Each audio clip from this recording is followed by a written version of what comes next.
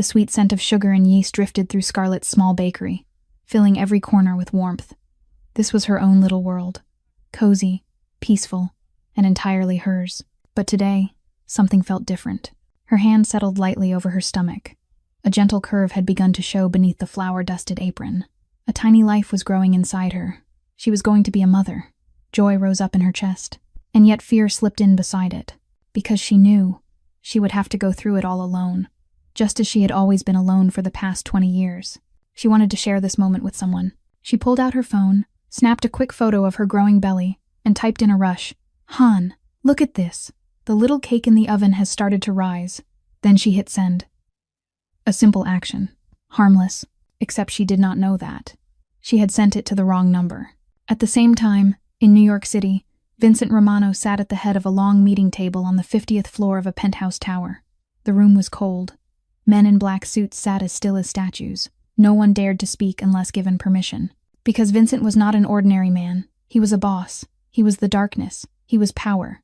His private phone lit up. He picked it up, his eyes sliding across the screen. And then, time seemed to stop. A photograph. A slender hand resting on a pregnant belly. In the background, a messy kitchen dusted with flour. No face, but he could feel everything. The tenderness, the fragility, and a promise of life. In a single heartbeat, the image of his mother appeared in his mind. She had once placed her hand over her belly the same way. She had smiled the same way, before she was stolen from him forever, along with the baby brother he never got to meet. Vincent had everything. Money, power, fearful respect. But there was one thing he had craved and never once possessed. A family, an heir, someone to protect. And this photo felt like fate delivering something meant only for him. He stood up. The meeting was still in progress. Everyone froze. He did not bother to look at anyone. "It's over. Get out." His voice did not need to be loud to make the entire room obey. Then he called Marco. "Find this number. 5 minutes. Get the plane ready." And then he typed a message. Scarlett was waiting for a cheerful emoji from Hannah, but her phone lit up with words that made the blood in her body turn to ice. "The car will arrive in 10 minutes. It will take you to my private jet. Get in the car. We need to talk." Her heart slammed against her ribs as if it wanted to break free. Who was this? How could they find her so quickly? This was not an ordinary wrong number text. This was someone with enormous power. Her first instinct was to run, but then she looked down at her belly. If she ran, would this person find her anyway? Would her child be safe? She had already lost too much in her life. She could not lose this baby too. She locked the bakery door with trembling hands. She hurriedly texted Hannah, "If you don't hear from me in 24 hours, call the police." A glossy black Mercedes arrived right on time, like a black panther in the night. And when she stepped into the car, she did not know whether this was the biggest mistake of her life or the beginning of an adventure she had never dared to dream of. If you want to know what happens next, please press like to support the channel. Share this with the friend who needs to believe in love. And subscribe now so you do not miss stories that touch the heart like this one. The Mercedes glided smoothly through the familiar streets of Boston, the same roads Scarlett had traveled thousands of times. But today, everything looked strangely unfamiliar. The storefronts, the streetlights, the faces of pedestrians on the sidewalk, it all seemed to belong to another world. A world she was being pulled out of. The driver did not say a single word. He drove as if she did not exist. And maybe, to him, she truly did not. She was only a package that needed to be delivered to the right place, at the right time. 20 minutes later, the car stopped at a private airfield. Not the kind of airport Scarlett had ever seen in her life. There were no long lines of people, no loudspeakers calling out announcements, no chaos, only silence, and a silver-white plane waiting on the runway, like a giant bird ready to swallow her into the dark. She climbed the steps into the aircraft on trembling legs. Inside, she had to blink several times to believe what she was seeing.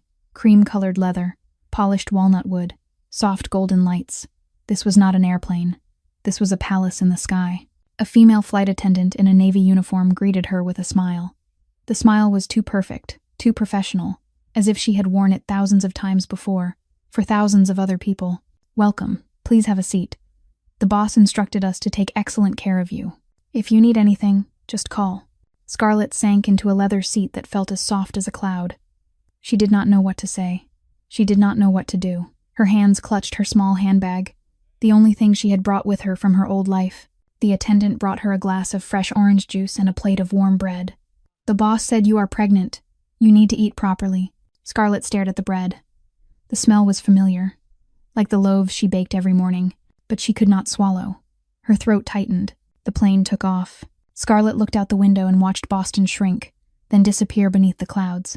Her little bakery, the cramped apartment above it, everything she had built with sweat and tears for 8 years. Now it was only a tiny dot, and then it was gone. And in the vast emptiness of the sky, memories rushed in like a flood. She remembered her mother, the sight of her mother's hands kneading dough in their small kitchen when Scarlett was 6 years old, the smell of cinnamon and brown sugar, her mother's smile as she taught her how to shape star cookies. "Scarlett, my little girl, every pastry is a message of love. Remember that." Then her mother fell ill. Cancer. 6 months later, she was gone. Scarlett was too young to understand what death was. She only knew her mother would never come back. Her father collapsed after that. He started drinking from morning until night, drinking until he no longer recognized his own daughter. 2 years later, he left.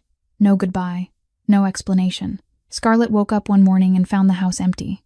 She was 8. Then came the years in the orphanage. 7 foster families, 7 times being taken in, then returned. Like a defective object no one wanted to keep. The 4th family was the worst. The foster mother looked at her with cold eyes every day. "You do not deserve to be loved. You are a burden. No one wants you." Those words carved themselves into Scarlett's heart like scars that never healed. At 18, she left the orphanage. Alone, stepping into the world, working 3 jobs at once, washing dishes, waiting tables, cleaning, sleeping 4 hours a night, saving every single cent. 8 years later, she had her small bakery, the only place that belonged to her, the only place where she felt safe. And now, she was flying somewhere, towards someone, a man who could find her in 5 minutes, a man with a private jet and silent soldiers who moved like ghosts. Her hand rested on her belly. The baby inside kicked gently, as if telling her it was still there. Tears slid down Scarlett's cheeks. She whispered, her voice choked, "I will protect you. No matter what happens, I promise." 2 hours later, the plane landed smoothly. The flight attendant smiled. "We have arrived in Long Island, ma'am." Scarlett looked out the window. A gray sky, a gray sea, and another black car waiting on the runway. The door into a new world had opened, and she had no choice but to step through. The black car glided over the perfectly smooth road. Scarlett sat still in the back seat, staring out the window without truly seeing anything. Her mind was still spinning with thousands of questions that had no answers. Who was that man? What did he want from her? How could one wrong number photo lead to all of this? Then the car stopped in front of a massive iron gate. Scarlett lifted her head, and her breath caught in her throat. The gate stood at least 5 meters high, forged from black iron with intricate curling patterns. In the center was a large crest, the letter R raised in gold. R. Romano. She swallowed with difficulty. The gate slowly opened, as if welcoming her. Or more accurately, swallowing her whole. The car moved forward. A long drive stretched ahead, lined on both sides with ancient oak trees. Their trunks were so wide that 3 people could not wrap their arms around them. Their branches intertwined overhead, forming a green vault that covered the sky. Late afternoon light slipped through the leaves, casting dancing bands of brightness across the road. It was breathtakingly beautiful. And it was frighteningly lonely. The car drove for nearly 3 minutes before reaching the main building. 3 minutes. Scarlett could not even imagine it. In Boston, her apartment had been only 30 square meters. Here, the driveway alone was as long as an entire city block, and then the mansion appeared. Scarlett had to blink several times to make sure she was not dreaming. That was not a house. It was a palace. White stone gleamed under the sunset. Dozens of tall windows reflected the sun like eyes watching her. Greek-style columns stood in solemn strength at the front entrance. Behind the building, she caught a glimpse of the sea, gray silver water stretching all the way to the horizon. The car stopped. The driver opened the door for her. Scarlett stepped out, her feet touching the marble floor, and she felt smaller than she had ever felt in her life. She was an orphan girl from Boston. She baked to survive. She did not belong here. She did not belong in this world. The enormous oak doors opened before she could reach them. A middle-aged woman appeared. Her silver hair was neatly pinned at the back of her head. Her face was stern, but her eyes held a warmth that felt strangely real. She wore simple black clothing, spotless and precise, carrying the professionalism of someone who had done this work her entire life. "Welcome to the Romano estate. I am Rosa, the housekeeper here." Her voice was low and gentle. "Please follow me." Scarlett nodded, not knowing what to say. She stepped over the threshold, and the world inside overwhelmed her even more than the outside. The main hall was vast. The ceiling soared high, painted with frescoes of angels and clouds. A massive chandelier hung above, thousands of crystals shimmering like frozen tears. On both sides were white stone statues, oil paintings in gold frames, and tall vases of fresh flowers rising higher than her head. Rosa led her down a long corridor. The click of Rosa's heels echoed on the stone floor, ringing through the silence. Scarlett followed behind, her eyes darting around. Every step revealed a new scene. Every turn revealed a new room. She felt as if she were wandering through a museum. No, a labyrinth. A luxurious labyrinth built from money and power. "The boss will see you later," Rosa said without turning back. "For now, you need to rest." "The boss." Scarlett repeated the words in her mind. The man who had dragged her here. The man who owned all of this. The man she was about to face. Her heart beat faster. Her fingers tightened around her handbag, and inside her, the baby gave a small kick, as if reminding her that no matter what happened, she was not alone anymore. Rosa stopped at a dark wooden door at the end of the corridor. She knocked twice, softly, then pushed it open. "Miss Hayes has arrived, sir." Then she stepped aside to let Scarlett enter. The door closed behind her with a gentle but final click, like the lock of a cage. Scarlett stood in the doorway, her eyes sweeping the room. It was a library, but not like any library she had ever seen. Bookshelves rose all the way to the ceiling, covering all four walls. Thousands of books with leather spines in every shade. A wooden ladder slid along the shelves to reach the volumes above. In the center of the room sat a set of brown leather chairs near a fireplace that was burning. The flames flickered, giving off warmth and a golden-orange glow, but the room still felt cold. A coldness that did not come from temperature, but from something else. Then she saw him. Vincent Romano stood by a large window facing the sea, his back to her. He wore a black suit, perfectly tailored, shaped across broad shoulders. His black hair was slicked back. His posture was straight as a blade. Even from behind, Scarlett could feel the power radiating from him. It was not loud. It was not showy. It was simply there, heavy, crushing, impossible to deny. He turned around, and Scarlett forgot how to breathe. Vincent Romano was far taller than she had imagined, perhaps close to 1.9 meters. His face looked carved from sharp lines, a square jaw, a straight nose, thin lips pressed into a firm, unyielding line. But the most striking part was his eyes, gray. Not pale gray like a winter sky, dark gray, like tempered steel, cold, penetrating, as if they could see through skin and read every thought in her head. On his left eyebrow was a small scar, about 2 centimeters long, cutting across the curve of the brow. An old scar, healed long ago, but still there, like a reminder of a past Scarlett did not dare to guess. He walked toward her, each step steady, slow, controlled, like a wolf advancing on its prey. Scarlett wanted to step back, but her feet felt nailed to the floor. She could only stand there, lifting her chin, trying not to let her fear show on her face. He stopped a few steps away. Those gray eyes swept from her face down to her belly, then back to her face. A silence stretched on, as long as a century. "You are a baker." His voice was deep and low, like distant thunder. It was not a question. It was a statement. Scarlett swallowed. "Yes, and who are you?"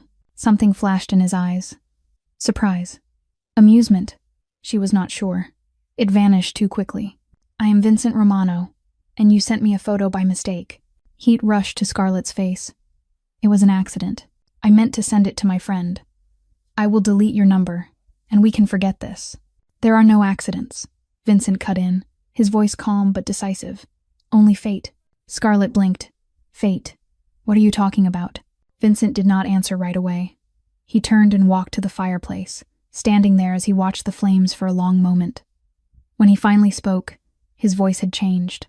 Still deep, still cold, but there was something else in it. Something deeper that Scarlett could not name. "The baby you are carrying. Who is the father?" The question landed like a slap. Scarlett clenched her teeth. "That is none of your business. Answer me." Silence stretched again. Scarlett wanted to lie, to make up a story, but those gray eyes felt like they had a spell, pulling the truth out of her.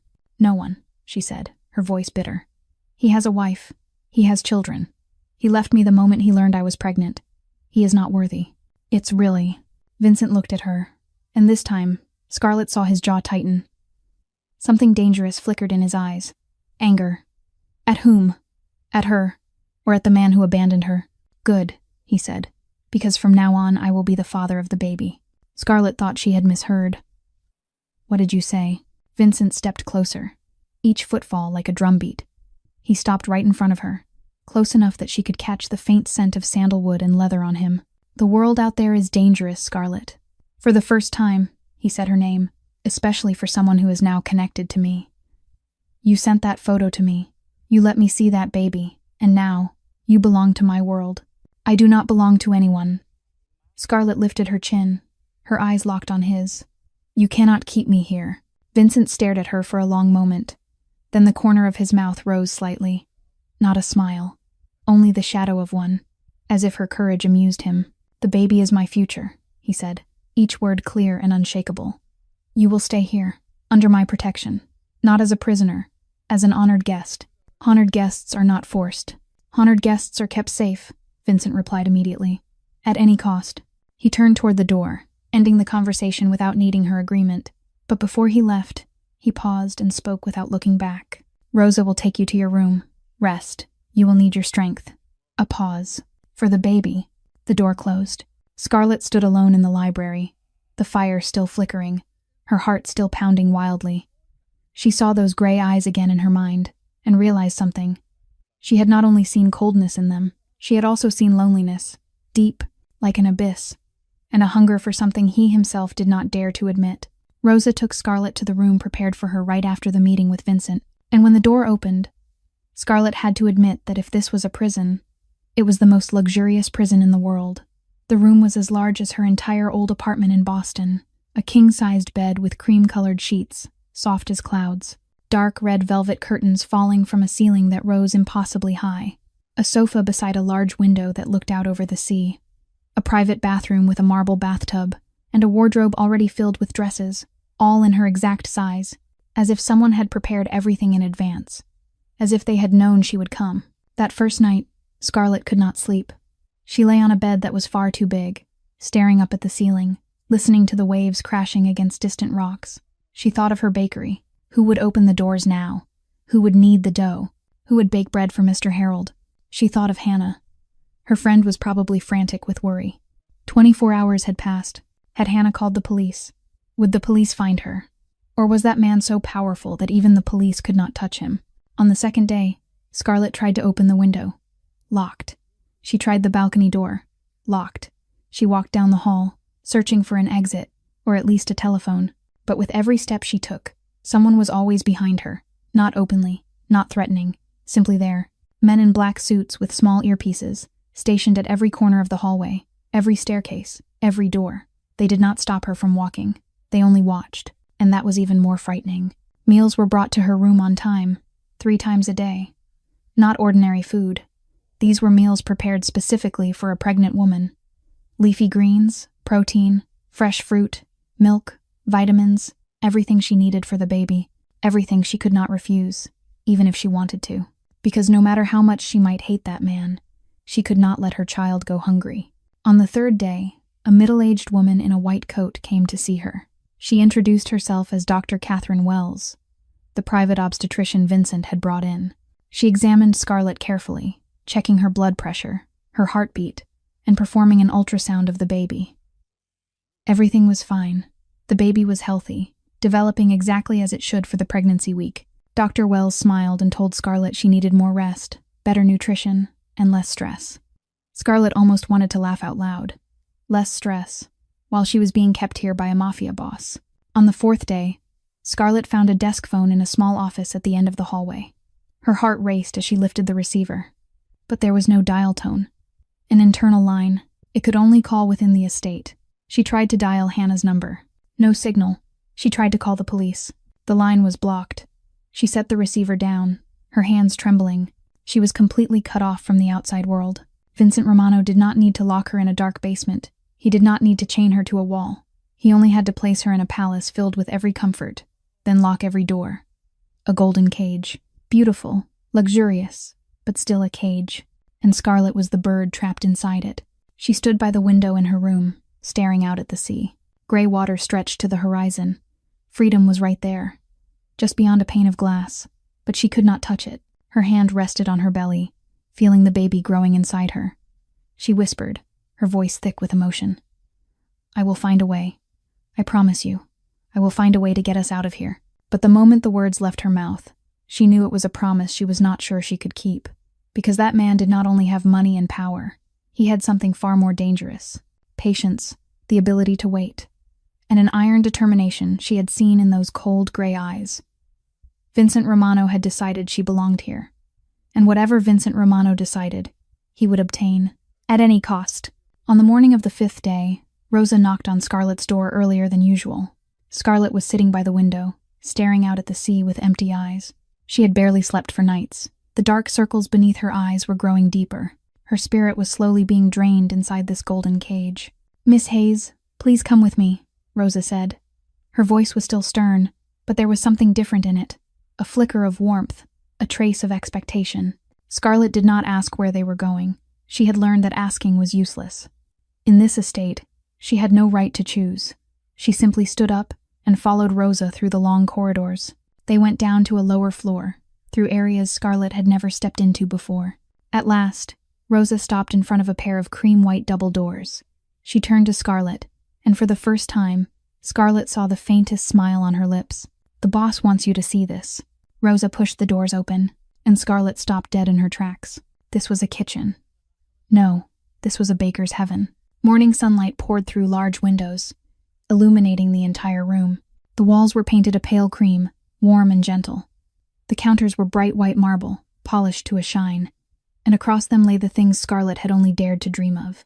A professional stand mixer in cherry red, a double oven with a digital control panel, baking pans in every shape and size, from small tart molds to tiered wedding cake forms, dough cutters, whisks, measuring spoons, thermometers, piping bags, everything brand new, gleaming, waiting to be used. Scarlet stepped inside as if she were walking through a dream. Her trembling fingers touched the mixer. This was the very model she had wished for over the years, the one she could never afford. She turned toward the shelves of ingredients, and her throat tightened. Flour imported from France, brown sugar from Mauritius, Madagascar vanilla, Belgian chocolate, Normandy butter, Ceylon cinnamon. Each ingredient was the best, the most expensive, things she would never have dared to imagine for her small bakery. Then she saw the note. It lay on the counter beside a fresh bundle of lavender, a small piece of paper, written in sharp, forceful handwriting. She picked it up and read, "Do what you love." 7 words, no signature. But she knew exactly who it was. Vincent Romano. And suddenly, something inside her broke open. Scarlet cried. Not from sadness, not from fear, but from something she could not name. In 27 years of life, no one had ever done this for her. No one had truly seen who she was. No one had cared about what she loved. Her foster families had only wanted her quiet and obedient. Marcus had only wanted her pretty and compliant. No one had asked what she wanted. No one had given her the chance to be herself. But this man, the man she feared, the man who was keeping her here. He had looked at that photo taken in a kitchen dusted with flour, and he had understood. He had understood that baking was not just her job. It was her soul. It was how she stayed connected to the mother she had lost. It was how she found peace in a life full of storms. Rosa stood silently in the doorway, watching Scarlet cry. She did not say anything. She only waited. Finally, when Scarlet wiped her tears, Rosa spoke. "He is not as bad as you think," Rosa said softly. "He just does not know how to show it." Scarlet did not answer. She did not know what to think anymore. She hated being kept here. She hated losing her freedom. But this room, this gift, it confused her. It shook the walls she had built to protect herself. She set the note down, took a deep breath, and began. She took flour, sugar, butter. She poured them into the mixer and listened to the steady, familiar hum. The scent of melting butter spread through the air, and for the first time since she had arrived here, Scarlet felt a small measure of peace. Not freedom, but a quiet pocket in the middle of the storm. Her hands worked the dough, movements so familiar they did not require thought. And in her mind, the image of the man with gray eyes kept returning. Cold, mysterious, yet perceptive enough to know what she needed. Who was he, truly? Scarlett did not know, but she began to want to find out. That afternoon, after the first batch of cookies came out of the oven, Rosa appeared at the kitchen door. She looked at the golden cookies neatly lined on the tray, and something gentle flickered in her eyes. Then she spoke, her voice as even as ever. "The boss wants you to have dinner with him. 7 o'clock, the main dining room." It was not an invitation. It was an order. Scarlett understood that. But instead of feeling anger like she had in the early days, she only nodded. Perhaps because of the new kitchen. Perhaps because of those 7 words on the note. Perhaps because she was beginning to want to understand who that mysterious man really was. At exactly 7 o'clock, she entered the dining room, and once again, the extravagance of the Romano estate stole her breath. The room was vast, with a ceiling that soared overhead. A long oak table held enough space for 20 people, but only 2 place settings had been arranged, one at each end. Dozens of candles shimmered on tall silver candlesticks, their flames dancing and reflecting off the dark wood-paneled walls. A massive oil painting hung on one wall, depicting the sea in a storm, and at the far end of the table, Vincent Romano sat waiting. He stood when she walked in, a courteous gesture she did not expect from a Mafia boss. He wore the same black suit as the first time she met him, but no tie. His collar was slightly open, revealing a hint of collarbone. He looked a little less cold. Only a little. "Sit," he said, his deep voice echoing in the wide room. Scarlett took the chair that had already been pulled out for her. A servant appeared from somewhere, pouring red wine into Vincent's glass and orange juice into hers. Then the plates arrived. Steak, mashed potatoes, roasted vegetables, salad. Everything perfect, everything expensive, and everything quiet. The sound of knife and fork against porcelain was the only noise in the room. Scarlett tried to eat, though she had little appetite. She glanced at Vincent through the candlelight. He ate slowly, each movement precise and controlled. Every so often he looked at her, those gray eyes revealing nothing at all. The silence became suffocating. At last, Scarlett could not take it any more. She set her knife down and looked straight into his eyes. "Why?" Vincent stopped eating. "Why what?" "I have Debray." "Why all of this?" Scarlett asked, her voice no longer trembling the way it had on the first day. "That kitchen, those ingredients. Why did you do it? You do not know me. I do not know you. We are strangers." Vincent looked at her for a long time. Then he put down his utensils, leaned back in his chair, and laced his fingers together. "Do you believe in fate?" he asked. Scarlett blinked. She had not expected a question in return. "I believe in effort. Fate has never given me anything. Aided nos." Something flashed in Vincent's eyes. Perhaps amusement, perhaps understanding. "I used to think that too," he said. "That everything I have I took for myself. With strength, with will, with blood." He paused, looking at the nearest candle flame. "But then there are things that happen that cannot be explained. Things that are not in the plan." "You mean that photo?" "I mean you," Vincent said, looking back at her, his gaze heavier, deeper. "All my life, I built an empire. Money, power, fearful respect. But I have no one to hand it to. No family, no heir, no future." He leaned forward. "Then you sent that photo. A photo from an unknown number. A woman I had never met. A baby I had nothing to do with. But when I looked at that photo, I knew. I knew it was what I had been looking for." Scarlett shook her head. "The baby is not yours. The baby will be mine," Vincent said, his voice steady. "If you allow it." The words hung in the air. Scarlett did not know how to respond. She searched his gray eyes for deception, calculation, but she saw only something that startled her. Sincerity. Rough and clumsy, but sincere. Dinner ended in silence, but it was not the tense silence from before. It was the silence of 2 people trying to understand each other. When Scarlett stood to leave, Vincent spoke. "Your cookies. Rosa said they are very good." Scarlett turned back, surprised. "You tasted them." Vincent did not answer. He only looked at her, the corner of his mouth lifting slightly. Not a smile, but very close. And as Scarlett walked out of the dining room, she realized something. She was no longer afraid of that man. She was beginning to be curious about him. That night, Scarlett could not sleep. She lay in bed, staring at the ceiling, Vincent's words echoing in her mind. "The baby will be mine, if you allow it." He had said it as if proposing a business deal, but in those gray eyes, she had seen more than that. She had seen hunger, loneliness, and some pain he was trying to hide. Near 2 in the morning, she decided to go down to the kitchen.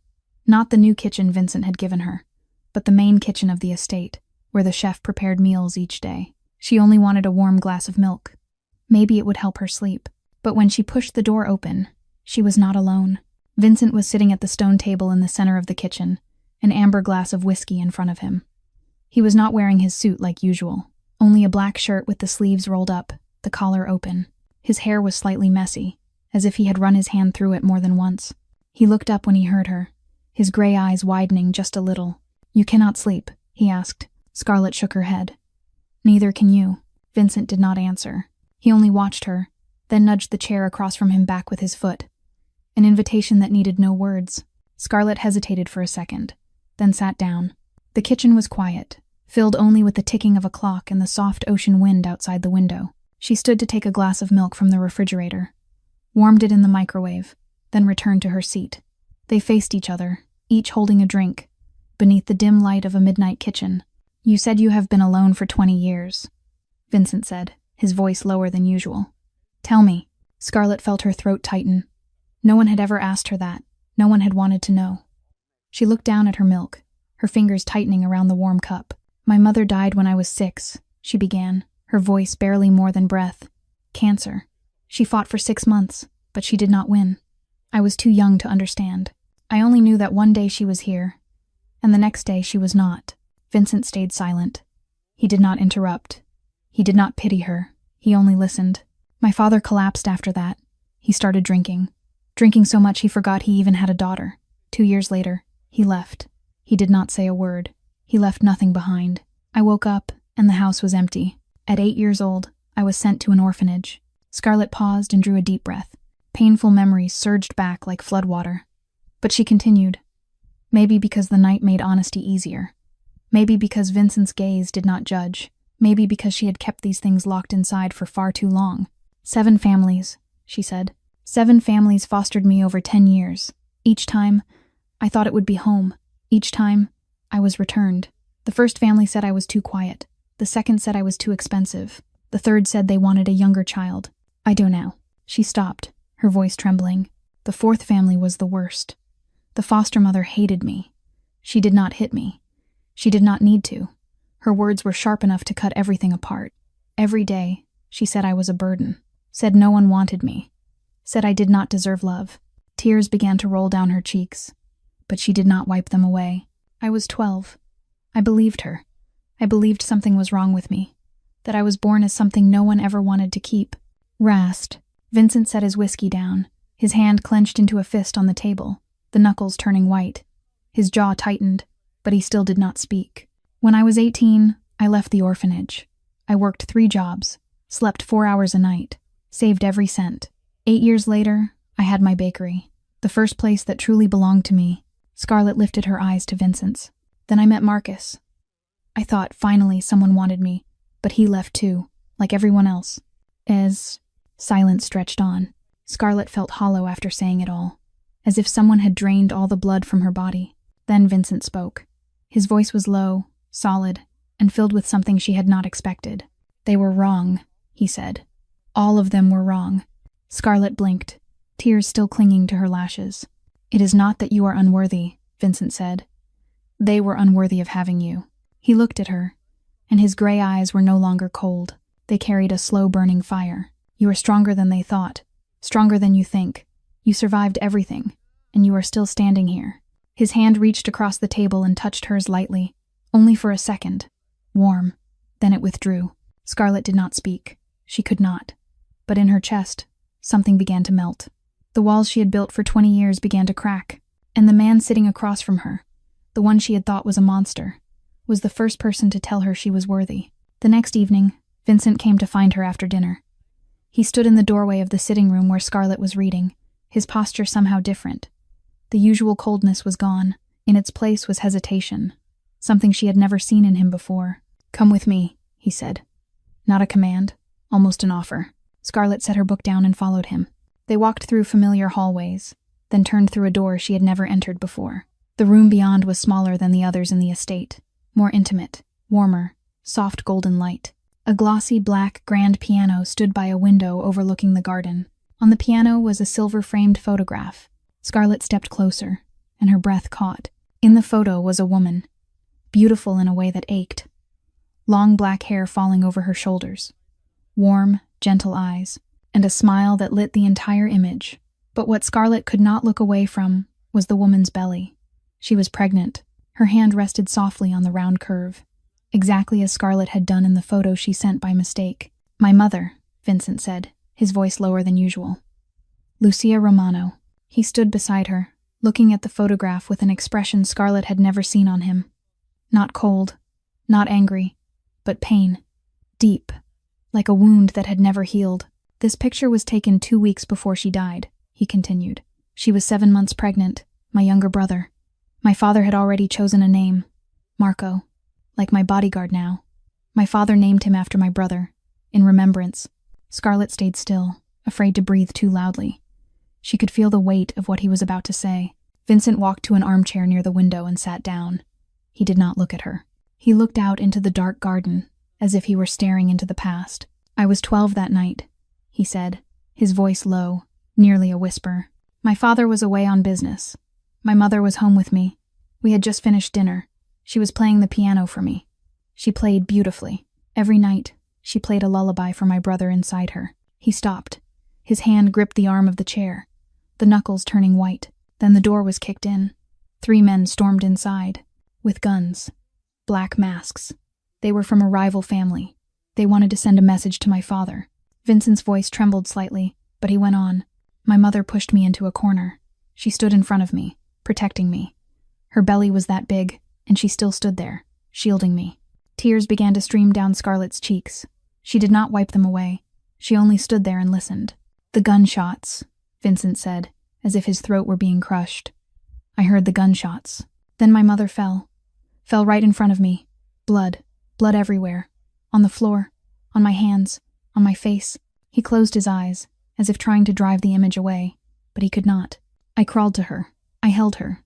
I called to her, but she did not answer." His voice broke. Her eyes were still open, looking at me, but seeing nothing. He swallowed hard, and the pain in his words was unbearable. "I held my mother in that pool of blood for 2 hours, until my father came home, until they pulled me away. My hands still had my mother's blood, my brother's blood." Silence filled the room. Scarlett did not know what to say. No words were enough. No words could ease pain like that. "I lost my mother that night," Vincent said, opening his eyes to stare into nothingness. "And I lost my brother, a child who never got to be born, never got to cry his first cry, never got to know I was his brother." He turned to look at Scarlett. His gray eyes were full of anguish. "You asked why I did all of this, why your photo affected me the way it did. This is why." Scarlett moved closer. She did not think. She simply acted on instinct. She knelt beside his chair and placed her hand over his clenched hand. "I understand," she whispered. "I understand now." Vincent looked down at her hand on his. A long moment passed. Then he did something Scarlett did not expect.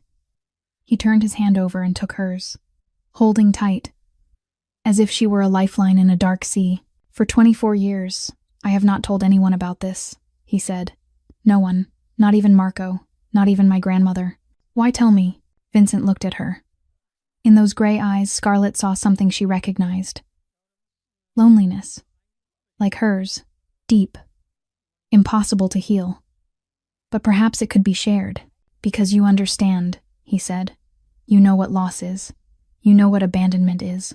You do not look at me like a boss. You look at me like a man." They sat in silence. 2 people with scarred pasts. 2 lonely souls finding each other in the dark. Their hands still held tightly together. And for the first time, Scarlett no longer saw Vincent Romano as the man keeping her here. She saw him as a 12-year-old boy, holding his mother in blood. A man carrying a wound that had not healed in 24 years. A heart aching to be healed. After the night Vincent shared the story of his mother, something between them began to change. Not in a dramatic way. Not suddenly. Only in small things. Glances that lingered a little longer. Silences that no longer felt heavy. Dinners that no longer felt like obligations.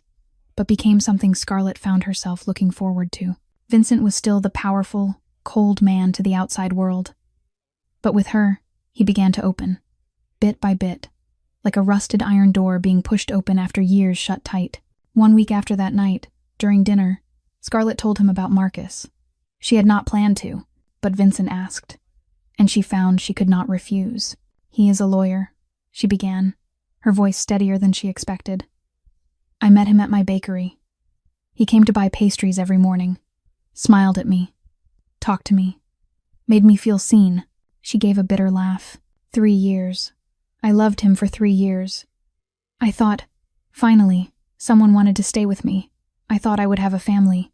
Vincent sat still, listening.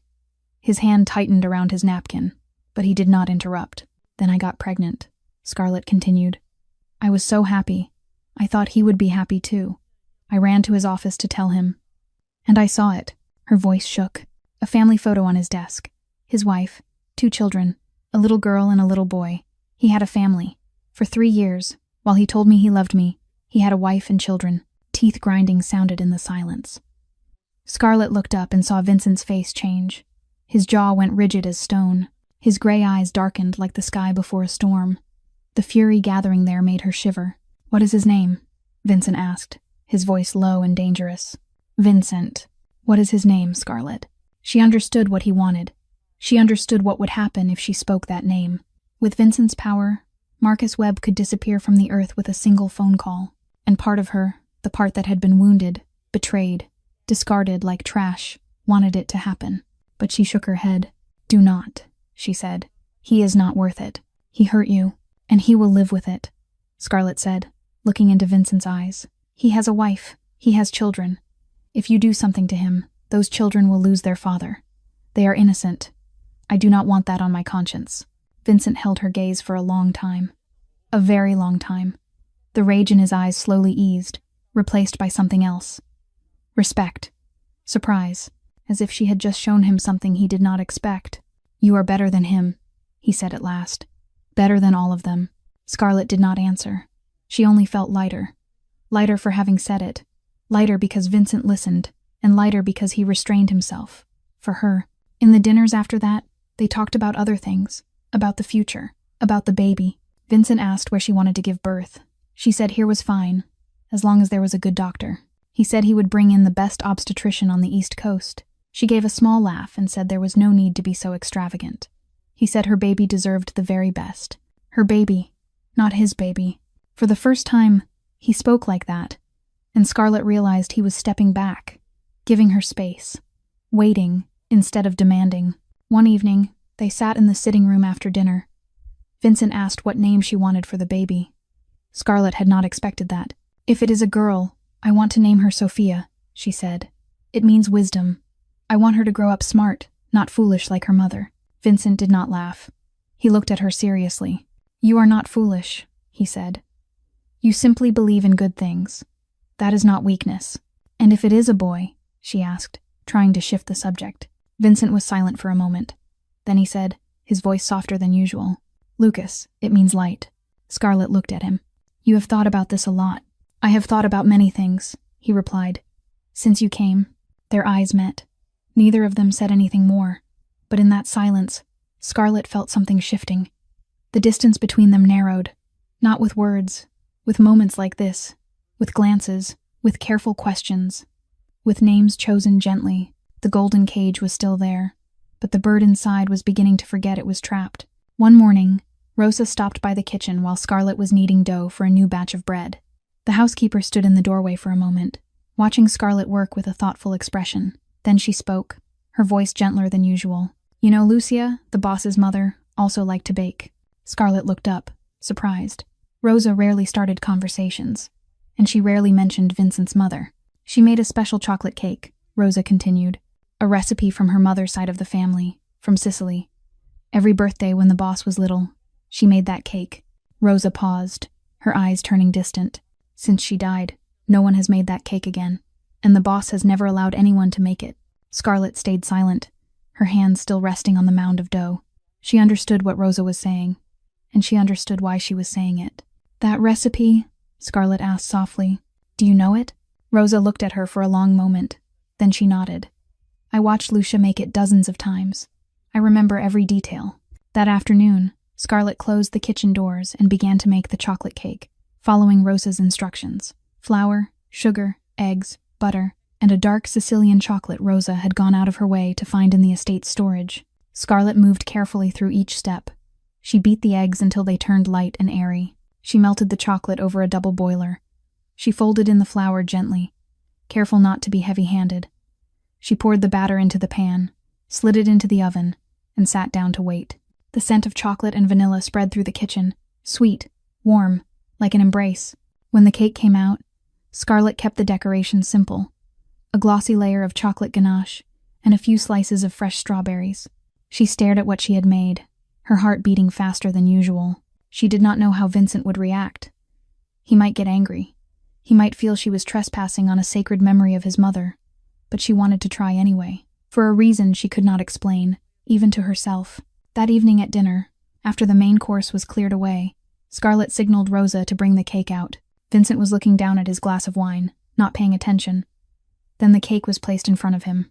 He looked up and froze. Scarlet saw the moment he recognized it.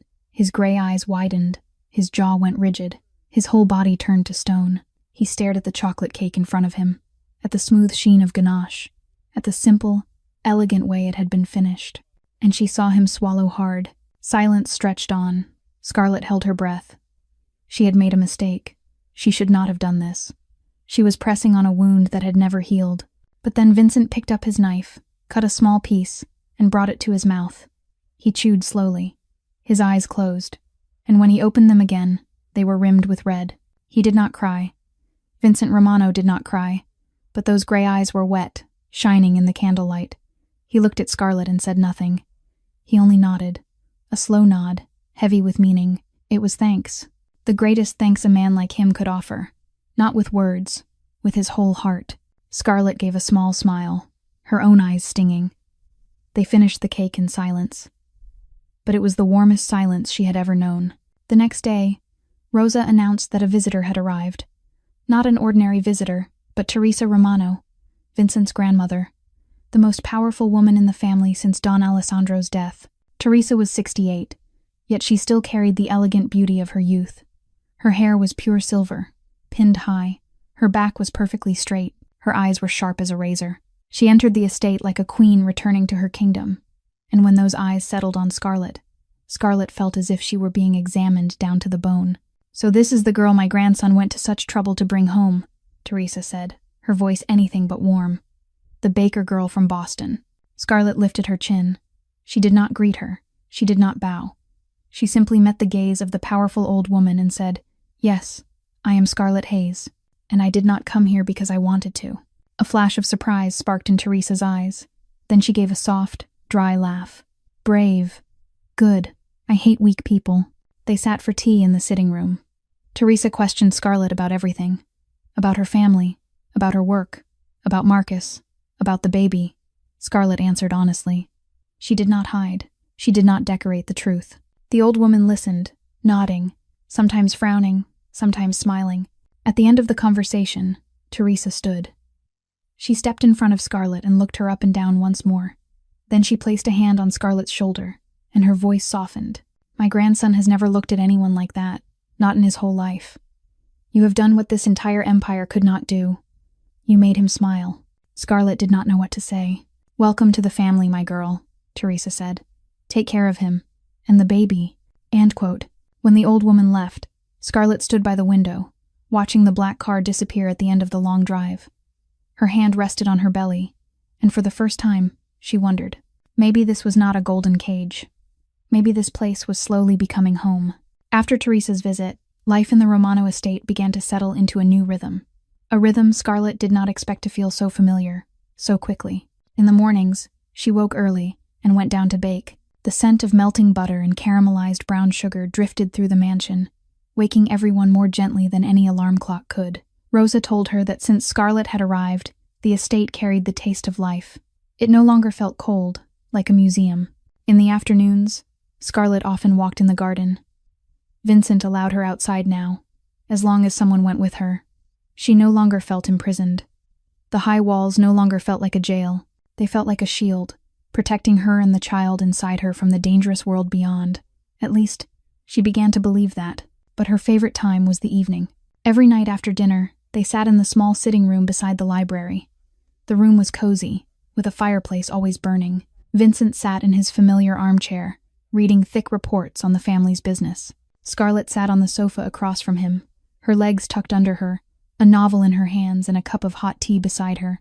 They did not talk much, but the silence no longer hurt. It became something soothing, as if they had known each other all their lives. Sometimes Scarlett would look up and find Vincent watching her. He did not look away, neither did she. They would hold each other's gaze for a moment, then share a small smile, then return to what they were doing. Small moments, but they added up, like drops of water seeping into a crack, slowly bringing down the walls both of them had built around their hearts. A week later, Vincent suggested they prepare a room for the baby. Scarlett was surprised. She thought he would hand that task to Rosa, or hire a professional designer. But Vincent said he wanted to do it himself, and he wanted her to do it with him. They spent an entire afternoon in the empty room beside Scarlett's bedroom. Vincent wore a rolled sleeve shirt and painted the walls a pale mint green with his own hands. Scarlett chose the curtains, the bedding, the small framed pictures for the walls. They argued about where to place the crib. Vincent wanted it by the window so the baby would have light. Scarlett wanted it away from the window, afraid of drafts. In the end, they compromised, placing it in the middle of the room, far from both the window and the door. When the room was finished, they stood side by side, looking at what they had made. A white crib with a thin canopy, a small dresser filled with newborn clothes, a large teddy bear sitting in the corner, one Vincent had somehow acquired without her knowing where. Late afternoon sunlight filled the room, warm and hopeful. "Beautiful," Scarlett whispered. "Yeah," Vincent said. But he was not looking at the room, he was looking at her. Their hands touched. Scarlett did not know who reached first. Maybe both of them at once. Their fingers laced together, natural, as if they had been made to do that. Warm, steady, and neither of them pulled away. They stood in silence, two shadows on a mint green wall, hands held tight, and something grew between them. Not loudly, not hurriedly. It was simply there, like the fire in the fireplace each night, burning low, but warm enough to melt every kind of ice. Scarlett looked down at their joined hands, then lifted her eyes to Vincent. In those gray eyes, she no longer saw coldness. She saw something else, something soft, something waiting, and she realized her heart was beating faster. Not from fear, from something entirely different. That night, the moon was full. Silver moonlight poured through the sitting room's large windows and mingled with the warm glow of the fireplace, creating a strange light, half cold, half warm, like their relationship. Scarlett sat on the sofa, as she always did, but tonight she was not reading. She sat quietly, her hand on her belly, feeling the baby moving inside her. The baby had been kicking more these past nights, stronger, as if it, too, could sense something changing. "The baby is kicking a lot tonight," Scarlett said at last, breaking the silence. "Maybe it likes sitting by the fire with us." Vincent set his report down. He looked at her, then at her belly. For a rare moment, hesitation crossed the face of a man who always seemed certain. Then he did something she did not expect. He stood, stepped closer, and knelt in front of her on the thick rug. Scarlett held her breath. Vincent knelt there, not in weakness, but in reverence. Like a knight before a queen. His gray eyes lifted to hers, deep and filled with something she had never seen in him before. Hunger, fear, and hope. "May I," he began, his voice rougher than usual. "May I touch?" End quote. The question hung in the air. Scarlett understood what he was asking, and she understood that this was the first time Vincent Romano had asked permission for anything. This man gave orders, this man demanded, this man took what he wanted. But with her, with this baby, he was asking. He was giving her the right to choose. Scarlett nodded. She did not speak. She did not trust her voice. Vincent lifted his hand, and she saw it trembling. A hand that had held guns, a hand that had signed million-dollar contracts, a hand that had crushed enemies. That hand trembled like a leaf in the wind as it moved toward her belly. He placed his palm there, gently, as if he were afraid he might break something precious. The warmth of his hand traveled through the thin fabric, to her skin. Scarlett felt her heart accelerate, and then it happened. The baby kicked. A strong, decisive kick. Right into the center of Vincent's palm. He jolted. His entire body reacted as if electricity had run through him. His gray eyes widened, darting from her belly to her face, then back down again. His mouth parted, but no sound came out. "It is saying hello," Scarlett whispered, tears burning behind her eyes. Vincent did not answer. He could not, because for the first time in 24 years, since the night he held his mother in blood, Vincent Romano cried, not sobbing, not loud, only silent tears sliding down the hard planes of his face, over the scar on his eyebrow, down his cheek, to his chin, falling onto the hand, still resting on her belly. "It is here," he whispered, his voice breaking. "It is really here." Scarlett lifted her hand and placed it over his on her stomach. She laced her fingers with his, holding tight, as if she let go, he might shatter. "It is here," she repeated, "and I am here too." Vincent looked up at her. In those tear-filled eyes, Scarlett saw everything. The 12-year-old boy who lost his mother, the lonely man who had carried it for 24 years, and the powerful boss kneeling before a baker girl from Boston, crying because of a small kick from an unborn child. He did not need to say anything. She understood. And under that full moon, beside the bright fire, two lonely souls finally found each other. They stayed like that. Vincent kneeling before Scarlett, his hand still on her belly, her hand still resting over his. The tears had stopped, but the traces of them still shimmered on his cheekbones in the firelight. No one spoke. No one needed to. This silence was no longer an emptiness begging to be filled. It was a conversation. Through eyes, through breath, through heartbeats falling into the same rhythm. Scarlett looked into Vincent's gray eyes and, for the first time, they were no longer cold. They were warm. Warm as the fire, warm as his hand on her belly, and in their depths she saw herself. Not the abandoned orphan girl, not the betrayed woman, but someone valued, someone protected, someone truly seen. Her fingers tightened around his hand. Unconscious, but Vincent felt it. He lifted his gaze, locking onto hers. The distance between them narrowed, not because either of them moved forward, but as if an invisible force drew them closer. Vincent raised his other hand, slowly, giving her time to pull away if she wanted, but she did not. She could not. His hand touched her cheek, as light as a butterfly landing on a flower. His thumb brushed over her cheekbone, wiping away a tear she had not even realized had fallen. "Scarlett," he whispered her name. One word, but the way he said it shook her to the bone, as if her name were a prayer, a plea, a promise. She tilted her head and pressed her cheek into his palm. Warm, safe. This was the feeling she had searched for all her life, the feeling of belonging to someone, the feeling of being held in place. Vincent leaned toward her, slowly, so slowly, giving her every chance to refuse, to turn away, to say no. But Scarlett did not do any of those things. Instead, she leaned toward him too, answering, agreeing, trusting. Their lips met, soft, trembling, like seeing light for the first time after years of darkness. The kiss was not hurried, not demanding. It was a question, "May I?" and an answer, "Yes." Scarlett closed her eyes. She tasted the salt of tears on their lips. She did not know if they were hers or his. Maybe both. She felt his warm breath mingle with hers. She felt his hand on her cheek, holding her as if she were the most precious thing in the world. When they finally pulled back, forehead to forehead, breath entwined, Vincent did not open his eyes. He stayed that way, as if afraid that if he opened them, everything would disappear, as if she were only a dream, and he would wake up in a cold, empty room like every other night. "Scarlett," he whispered again, his voice hoarse with feeling. "I do not know what I can promise you. I do not know what the future will be, but there is one thing I know for certain." She opened her eyes. She met the gray eyes now fixed on her with a sincerity she had never seen in anyone. "No one is allowed to hurt you," he said, each word heavy as a blood oath. "No one is allowed to frighten you. No one is allowed to touch you, or this baby. Anyone who tries, I will burn their whole world down." It was not empty drama. Scarlett knew it. She had seen who Vincent Romano was. She had seen his power, his ruthlessness, and she knew every word he spoke was true. He would do it. He could do it, and he would not hesitate. But what moved her was not the strength in that vow.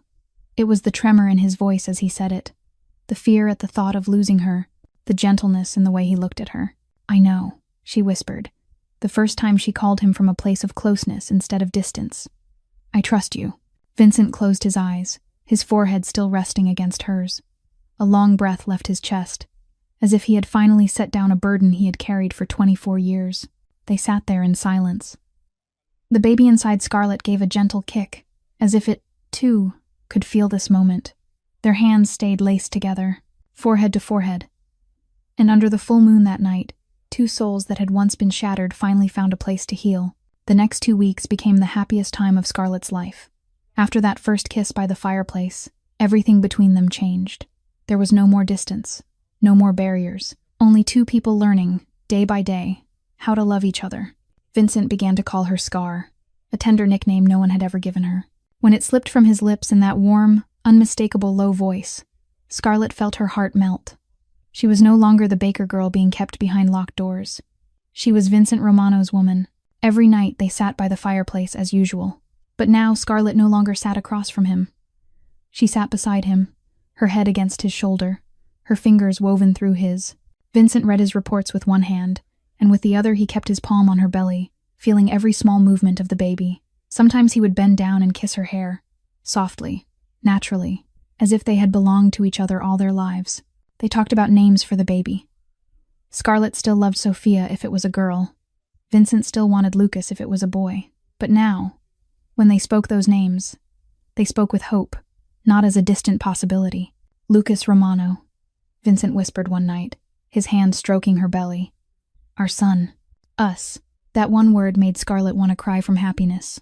In the mornings, Vincent often woke first. But before he left, he would always kiss her forehead, whisper, sleep a little longer, and only then step away. In the afternoons, no matter how busy he was, he spent at least an hour in the kitchen with her, watching her bake, sometimes tasting raw batter and earning a scolding from her. Ordinary moments, simple moments. But to Scarlett, they were everything. But in the middle of those happy days, she began to sense that something was wrong. Vincent grew busier. He took more calls. Closed-door meetings stretched deep into the night. Some nights, when she woke at 2 or 3 in the morning, he still was not in their room. She found him in the library, standing by the window and staring into the darkness, his face tight, his jaw clenched. Is something wrong? She asked one night. Vincent turned, and his features softened the instant he saw her.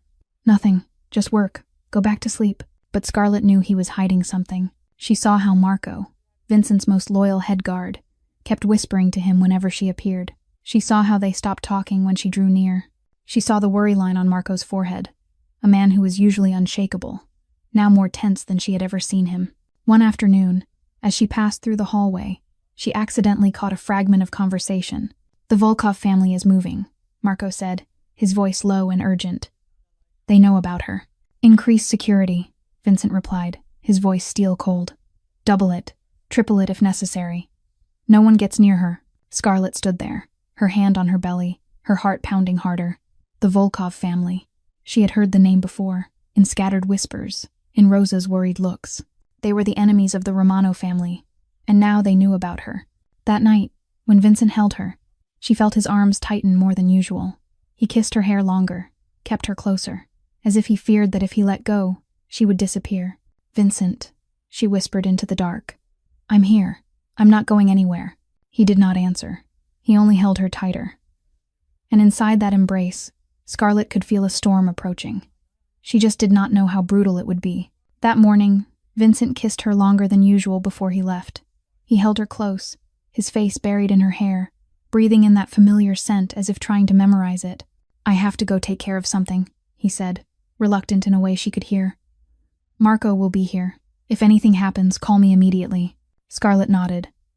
She kissed his cheek and told him not to worry. She was fine. She was always fine. But when the black car carrying Vincent disappeared down the long drive, a strange unease slipped into her chest, a feeling she could not explain.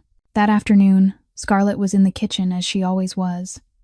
She was making apple pie, the dessert Vincent had once admitted he liked. The scent of cinnamon and caramelized apples filled the room, sweet and warm. As she worked, she thought about what Vincent had said the night before, about the future, about how he wanted her at his side not because of the baby, but because of her, because he loved her. It was the first time he had used that word, love, and Scarlett had cried in his arms. She was smiling at the memory when, suddenly, everything dropped into darkness. The power snapped off. The mixer stopped. The lights went dead. The kitchen still held late afternoon light from the windows, but the sudden silence made her shiver. Scarlett stood frozen, still holding the whisk, listening. Something was wrong. The Romano estate never lost power. The backup system should have kicked in within seconds. But seconds passed. Then more seconds. Nothing happened. Her heart began to race. Marco, she called, her voice echoing through the empty kitchen. No answer. Then she heard footsteps. Not the familiar steps of Rosa or the household staff. These were heavy steps, slow, deliberate, coming toward her. The kitchen door opened. Marco stood there, his face tight, his gun already drawn. "Miss Hayes, come with me right now. He did not finish the sentence before another door flew open. Scarlett turned, and the blood in her veins turned to ice. Danny Cole stood there. She recognized him, one of Vincent's men. She had seen him moving through the estate, a young face that had seemed harmless, but now that face was cold as stone, and in his hand was a gun, aimed straight at her. "Don't move, Marco," Danny said, his voice flat. "Put the gun down, or I shoot her right now." Marco went rigid, pain flashing across his face. He looked from Danny to Scarlett, his grip tight on his weapon, but he did not dare raise it. Scarlett saw helplessness in the eyes of the loyal guard. He was trapped. If he acted, she might die. If he did nothing, she might die anyway. "What the hell are you doing, Danny?" Marco ground out. Danny gave a bitter laugh. "Doing what you should have done a long time ago. Making enough money. The Volkov family pays very well for anyone who brings her back." His eyes flicked to Scarlett, sweeping from her face to her belly. The boss's woman. And the child inside her. "You have any idea what they're paying? Enough for me to live like a king for the rest of my life." Scarlett backed up until her spine hit the stone counter. Her arms wrapped around her belly, shielding the baby by instinct. Fear made her tremble, but she forced her voice to stay steady. "You don't have to do this. Vincent will find you. You won't get away. By the time he finds out, I'll be on the other side of the world," Danny said, still aiming the gun. "Now come quietly. I don't want to hurt you or the baby. Volkov wants you alive. But if you fight," he shrugged. "Accidents happen." Marco took one step forward. "Danny, stop. Think this through. The boss will burn the whole world down to find you." "It's not did it. That's my problem," Danny said without taking his eyes off Scarlett. "Now put the gun down, kick it away, or I shoot her in the leg.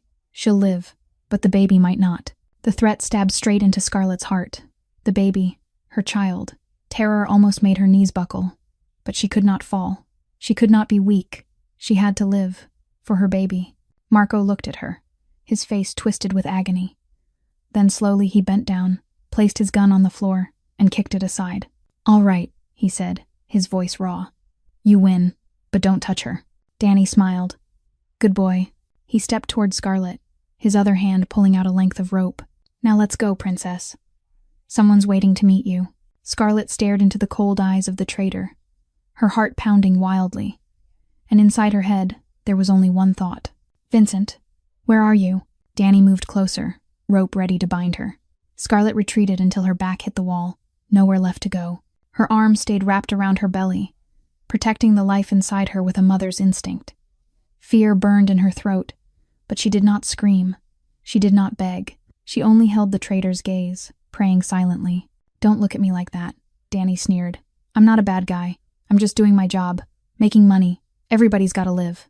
He reached for her, the rope about to touch her wrist. Then the main door exploded inward. Not opened, exploded. As if a storm had ripped it off its hinges. Scarlett looked toward the doorway, and her heart skipped. Vincent stood there. But this was not the Vincent she knew. Not the gentle man who kissed her every morning. Not the man who held her hand by the fireplace each night. Not the man who had cried when he felt their baby kick beneath his palm. This was something else. Something primal. Something terrifying. This was rage. His face held no emotion at all.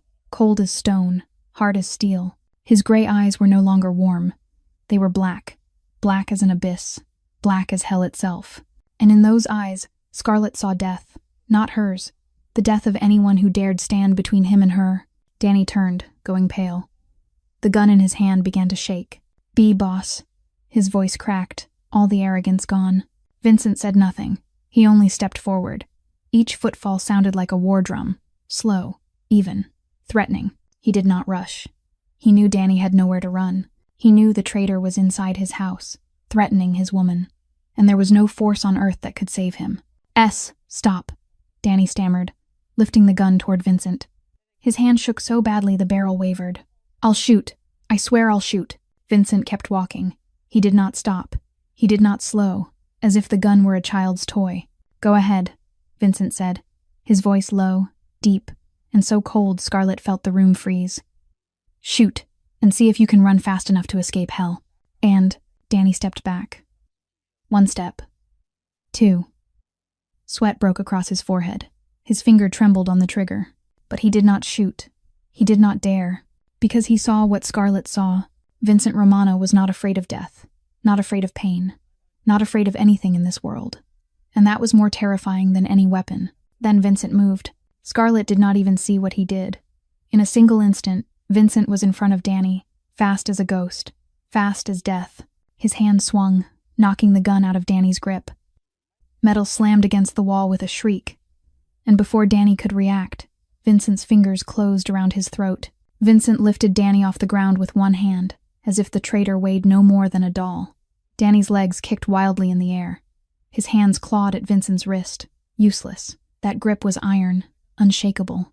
"You," Vincent said, his voice a growl from something not quite human, "dared. Tighter. To touch. I don't know. Tighter. What belongs?" Danny's face began to turn purple. 2. His eyes rolled. "Me." Foam gathered at Danny's mouth. Scarlett stared, her heart twisting. Danny was going to die. Vincent was going to kill him, and she saw the darkness in the man she loved, the darkness he had tried to hide for so long.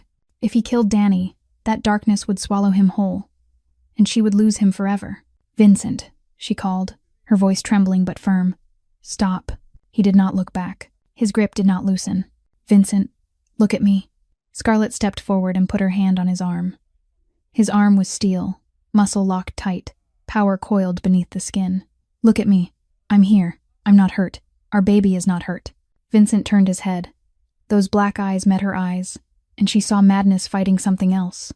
Love, gentleness, humanity.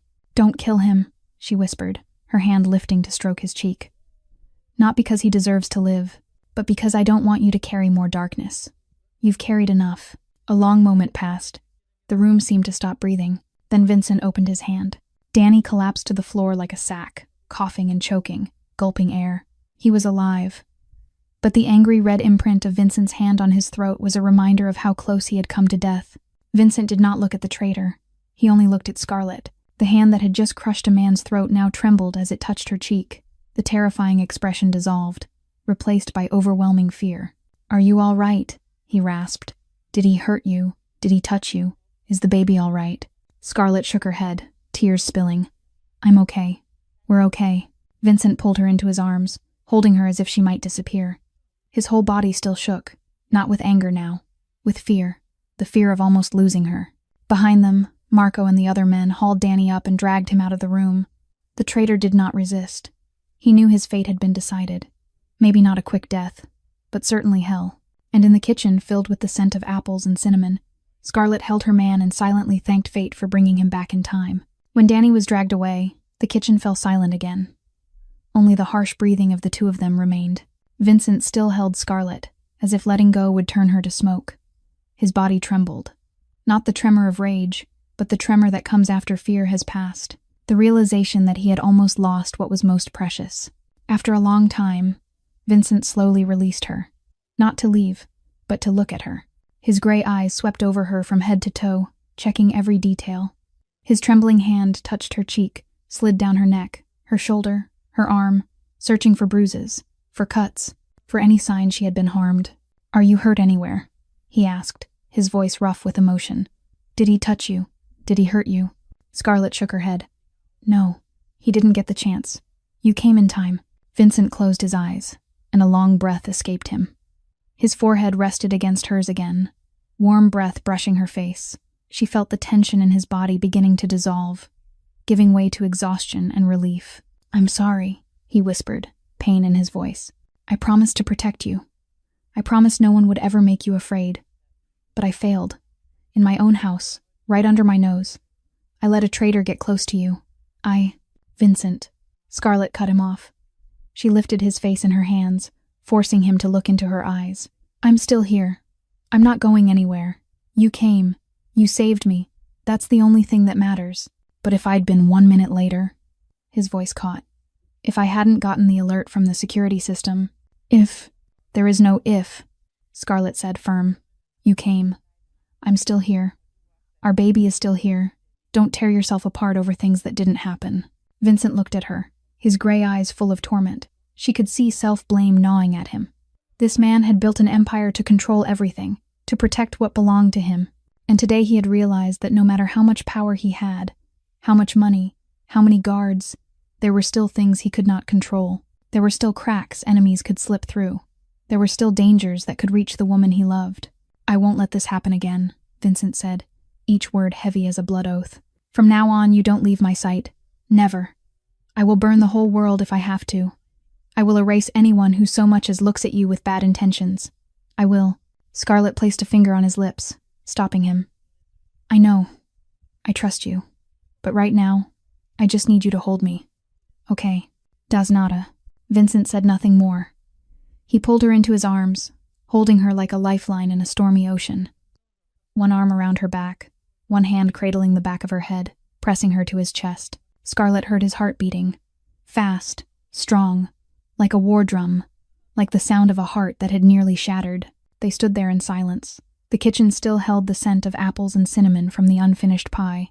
Afternoon sunlight poured through the windows, golden and gentle, as if the world outside had no idea a storm had just passed. Scarlett closed her eyes and let the warmth of Vincent's body surround her. She felt safe, even after what had happened, even with fear still lodged in her bones. In this embrace, she was safe. Then she felt it. A small kick from inside her belly, then another, stronger, as if the baby was trying to speak. Scarlett smiled through tears. "Vincent," she whispered. "The baby is kicking." Vincent went still. His hand moved from her back to her belly and rested there. And right then, the baby kicked hard, straight into his palm. Just like the first time, like the night of the full moon. As if the child was telling them both that it was still here, still safe, still waiting to meet them. "Our baby is okay," Scarlett whispered. "Our baby is okay." Vincent bent and kissed her forehead.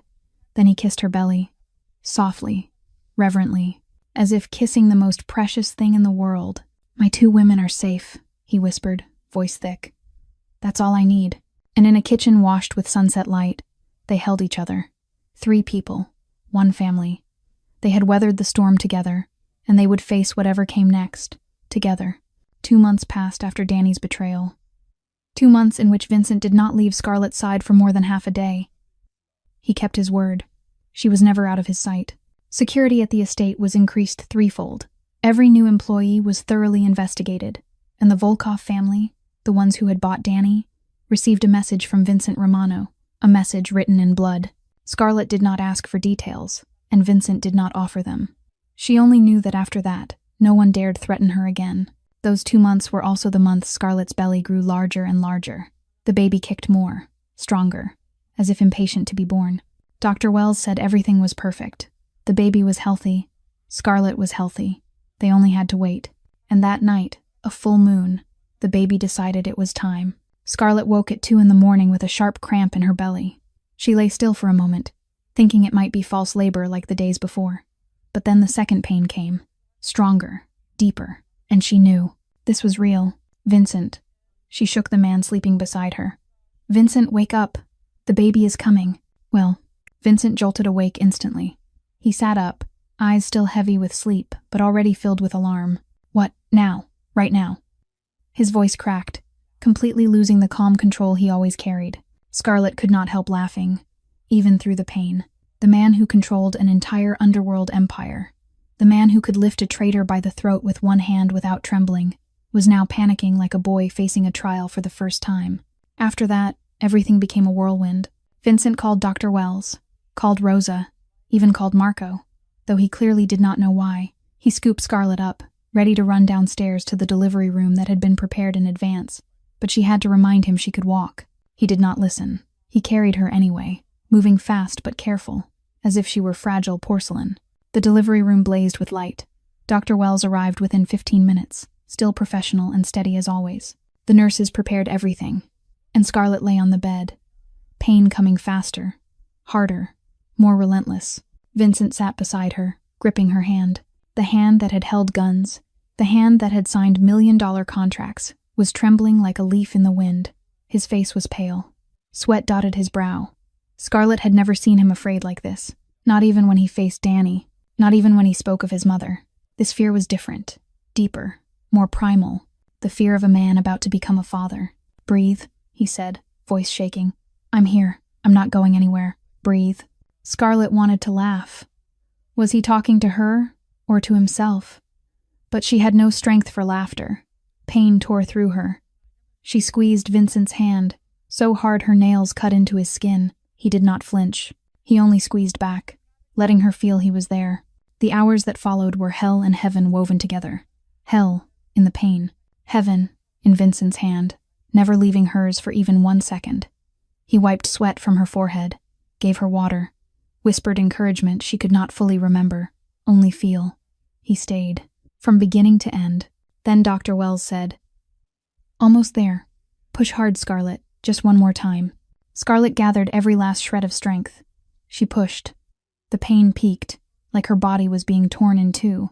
She screamed, and then the pain vanished. In its place came another sound, a cry, the first cry of a tiny life newly born. "A healthy baby boy," Dr. Wells announced, her smile bright. Scarlett cried, not from pain, from happiness, from relief, because at last, after 9 months of waiting, her son was here. She heard his crying, loud and strong, full of life, the most beautiful sound she had ever heard. A nurse wrapped the baby in a white blanket and handed him to Dr. Wells. The doctor stepped closer and placed the baby into Vincent's arms. Scarlett watched the man she loved, and she saw him break open. Vincent Romano, the most feared Mafia boss on the East Coast, stood there with the baby in his arms and cried like a child. Tears streamed down his hard cheekbones, over the scar on his eyebrow, down his chin, falling onto the white cloth wrapped around his son. He looked down at the tiny face in his hands. Eyes closed, a little nose, lips moving softly, small fingers, perfect in every detail. His son, his blood, his future. "Hello, my son," Vincent whispered, voice so choked it almost disappeared. "It's Dad. I'm Vincent. I've been waiting for you for a very long time." He stepped to Scarlett and carefully placed the baby into her arms. She held her son, feeling his small warmth, his feather-light weight, his steady breathing. Her tears would not stop. Vincent sat beside the bed, one arm around Scarlett, one hand resting on their son's head. Their little family gathered together under the soft lights. Outside the window, the full moon hung bright, spilling silver over the world. "Lucas," Scarlett whispered, looking down at her son's angel face. "Lucas Vincent Romano." Vincent looked at her, eyes still red. "Lucas Vincent, I want him to carry your name," she said with a smile. "So he will know who he belongs to. Who he belongs to with us." Vincent bent and kissed her forehead, then kissed their son's forehead. And in that moment, all the pain of the past, all the loss, all the scars, no longer mattered. Only the present, only the three of them, a family. "Thank you," Vincent whispered. "Thank you for giving me everything." A week after Lucas was born, the Romano estate overflowed with laughter and joy. Scarlett recovered well after the birth. She spent most of her time beside her son, nursing him, rocking him to sleep, studying his small angel face for hours without ever getting tired. Vincent did too. The powerful boss could sit for hours simply watching his son sleep. He learned how to change diapers, how to mix formula, how to hold the baby the right way. Hands that had once crushed enemies now cradled a newborn with the gentleness of someone holding treasure. That afternoon, Rosa came to Scarlett's room and told her to dress nicely. Vincent wanted to take her for a walk in the garden. Scarlett was surprised, but she did not ask questions. She put on a light white dress Vincent had bought for her, tied her hair back simply, and went downstairs. Lucas slept soundly in his crib, and Rosa promised she would watch him carefully. Vincent waited for her at the back door. He wore a white shirt, no suit, no tie. He looked younger, softer, happier. When he saw her, his gray eyes brightened, as if 1,000 stars had lit inside them. "You look beautiful," he said, taking her hand. They walked along the garden path where roses were blooming and the evening air was heavy with perfume. Scarlett did not know where Vincent was leading her, but she trusted him. She always trusted him. At last they stopped beneath an ancient oak, the largest tree in the garden. Its branches spread wide, leaves thick enough to roof the sky in green. Far away, the sea shimmered beneath the sunset. A gentle breeze carried the taste of salt and the scent of flowers. Vincent turned to her. In his eyes, Scarlett saw everything: love, reverence, and a nervousness she had never once seen in this man. "Scarlett," he began, voice warm and deep, "before I met you, I had everything. Money, power, people's fear. But I had nothing. This house was an empty shell. My heart was an empty shell. I existed, But I didn't live. His grip on her hand tightened. Then you came, with flower on your hands and the bravest heart I have ever seen. You weren't afraid of me. You saw me, not the boss, not the killer, the man, the lonely man looking for a family. Scarlett's eyes burned with tears. She knew what was coming. Her heart beat faster. You gave me Lucas. You gave me a family. You gave me a reason to live. You gave me everything I have wanted for 24 years. Vincent released her hand and slowly lowered himself to one knee. He pulled a red velvet box from his pocket. Scarlett lifted a hand to her mouth. Tears spilled. Vincent opened the box. Inside was a diamond ring. Not too large, not showy.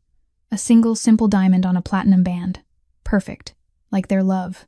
Scarlett Hayes, Vincent said, his voice trembling slightly. I am not perfect. I have a dark past. I have enemies. I have scars that may never fully heal. But I promise I will spend my life loving you, protecting you, cherishing you. I promise I will be a husband worthy of you, the best father to our child. He looked up at her, gray eyes full of sincerity and hope. Marry me. Stay with me. Forever, Scarlett cried. Not from sadness, from happiness, because at last, after 27 years of loneliness, after being abandoned again and again, after so much pain, she had found where she belonged. She had found home. Yes, she said, voice broken but sure. Yes, I will be your wife. Vincent stood, slipped the ring onto her finger, then pulled her into his arms and kissed her beneath the ancient oak in the golden blaze of sunset. A kiss of promise, of forever, of love. 1 year later, the Romano estate's sitting room rang with laughter. The fire burned bright in the fireplace. Baby toys lay scattered across the rug. The smell of cinnamon rolls drifted from the kitchen. Lucas, now 1 year old, was taking his first wobbly steps on the soft carpet. He had his father's gray eyes and his mother's smile. Vincent, the feared Mafia boss, was sitting on the floor making ridiculous faces to make his son laugh. Every giggle from Lucas was the greatest reward of his life. Scarlett stood in the kitchen doorway, one hand on her belly. A gentle curve was beginning to show again. She was pregnant with their second child. This time they hoped for a baby girl. Sophia, the name she had chosen long ago. Vincent looked up and saw her. His eyes lit with love and happiness. Are the rolls done? They're done, Scarlett said, smiling. Just like your mother used to make. Where? Vincent stood and lifted Lucas, walking toward her. He kissed Scarlett's forehead, then kissed her belly, then kissed their son's head. I love you, he said. I love our son. I love this family. Scarlett smiled and rested her head against his shoulder. I love you too. They stood there, 3 people, soon to be 4, by the window that looked out over the sea. The sun was setting, turning the sky orange and pink, and Scarlett realized this was the happiness she had searched for her entire life. Not a castle, not money, but being loved, belonging, having a place to call home. One wrong number text had changed her life. It had carried her from a small bakery in Boston to the mansion of a mafia boss. From loneliness to happiness. From abandonment to being treasured. Maybe it had not been a mistake. Maybe it had been fate. And when she looked into the gray eyes of the man who had saved her, she knew one thing for sure. She was home. At last, after 27 years, she was home. Scarlett and Vincent's story has come to an end, but the lessons it leaves behind will remain. Sometimes the best things come from the most unexpected mistakes. Sometimes we find family in the places we least expect. And sometimes the most broken hearts have the greatest capacity to love. Life does not always give us what we want, but if we are patient and brave, it will give us what we need. Thank you for staying with us through Scarlett and Vincent's journey. If this story touched your heart, please subscribe to the channel and turn on notifications so you do not miss the next moving story. Please press like and share this video with the people you love to spread a message of love and hope. We would truly love to know how you feel about this story. Have you ever lived through a moment that felt like a mistake, only to become a turning point? Do you believe in fate? Share your thoughts in the comments below. We are always eager to hear the stories and feelings that come from the deepest part of your heart. We wish everyone watching this video good health, a joyful life, and days filled with love. May you find your own happiness, wherever it comes from,